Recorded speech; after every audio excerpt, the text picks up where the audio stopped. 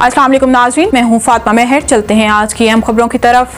सांगलाहेर डकैती की 2 वारदातें। सांगलेर में नॉन स्टॉप डकैतियों का सिलसिला थम न सका।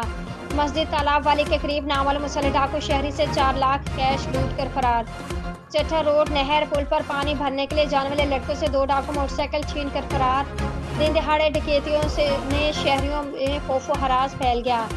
सांगलेर में डकैतियों का सिलसिला थम न सका। सुबह सवेरे थाना सिटी और थाना सदर पुलिस को डकैतों की सलामी मस्जिद तालाब वाली के करीब नामालूम मुसल्लह डाकू शहरी से 4 लाख कैश लूट कर फरार। चट्टा रोड नहर पुल पर पानी भरने के लिए जाने वाले लड़कों से 2 डाकू मोटरसाइकिल छीन कर फरार। डाकू के हाथों बेचारा रेडी लगाने वाला मजदूर अपनी उम्र भर की पूंजी लुटा बैठा। डकैती की सीसीटीवी फुटेज में मुलजमान को वारदात करते देखा जा सकता है।